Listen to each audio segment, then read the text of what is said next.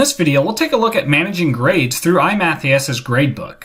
So in the top bar, you can find the Gradebook link, and you can also find the Gradebook link in the left sidebar. So I'll go ahead and click that, and it'll pull open a big table with the scores for all of your students on all of their assignments. So you can scroll to the right to find, to see all of the assignments. And then I only have one student in this course, John Doe, but as you have more students, this data will populate with data.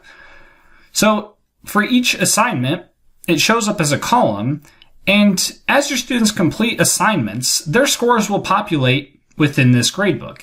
And so John Doe has 3 points on this homework assignment, and that 3 points actually shows up as a link. And you can actually click on that link, and if you do, it pulls open a details page for John Doe on this assessment. And what it does is shows you all of John Doe's attempts, or his answers on everything, as well as previous attempts. So it shows you previous attempts on what he's worked on so far. So in here, you can go in and see what your students are doing, what answers they've entered. You can even override grades if you want. So like if you wanted to manually give a certain number of points to a student, you can do that. Or you can add feedback to a question. There's a whole lot of options here where you can manipulate students' grades or see what they're doing. Now back to the gradebook. As your gradebook grows, you can actually sort by category. So maybe we just want to look at all assessments that are categorized as lessons. So you can use this drop down here and filter based on gradebook category. You can also filter by other things like whether something is due or past due, and so on. So you've got some options there for filtering things. iMath.AS's Gradebook is really nice, and it also allows you to add offline grades. And so if you gave an assignment that was non-iMath.AS, you can actually enter the grades right into the iMath.AS Gradebook. So there's a section here called Offline Grades, and if you click on that, it'll drop down a list where you can add or manage offline grades. So if you click on Add, you can basically just create a new assignment. So I'll just call this Offline 1. You can say how many points it's worth, give some options in terms of when to show it, what category to put it in. Maybe I'll put this in homework. And then each one of your students, you can give a grade for them as well as feedback there. So you can type in some feedback and then hit submit, and then it'll show up in the gradebook in the homework category. And so it's easy to manage offline grades, which is convenient for like paper and pencil assignments or tests. If you need to edit offline grades, you can go through this manage link, or you can press the isolate link in the gradebook table. So if you click on isolate, it'll actually pull that page back open where you can change the scores for students.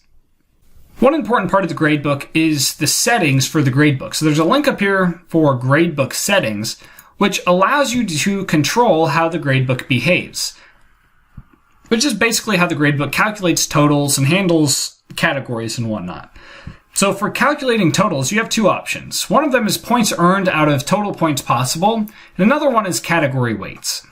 And I think the most commonly used one would be category weights, where you can weight the various categories differently based on your syllabus. And so as you scroll down, you can find some categories in here. You might not have any categories, but you can add new categories by pressing the Add New Category button. That'll just add a category. Maybe we do something like quiz, and then you've got some options for this category. One of them is you can scale things up based on, like maybe add a curve to a category. And then over here on this other data cell, you can calculate the total either using point totals or averaged percents. Now with point total, this will be like if one assessment's worth 10 and another assessment is worth 30, the one worth 30 is literally going to be worth 3 times as much as the other one. Whereas if you used averaged percents, each assessment within that category is actually weighted the same. So it's up to you to decide how you want to do things. If you do average percents, you can actually drop lowest scores. So you could drop maybe the 3 lowest scores from a category, but if you want to drop scores, it forces you into using averaged percents. So it's up to you to decide what you want to do. If you want to make things weighted based on how many points are in there, then you'll want to do keep all and do point total. And then you can choose in the second to last column the category weight. So maybe quizzes are worth 20% and then we decrease homework to be worth 30%. Now you can weight all of these categories accordingly, and then the gradebook will calculate students' grades based on those category weights. And once you're done with that, you can press Save Changes, and everything will be updated accordingly.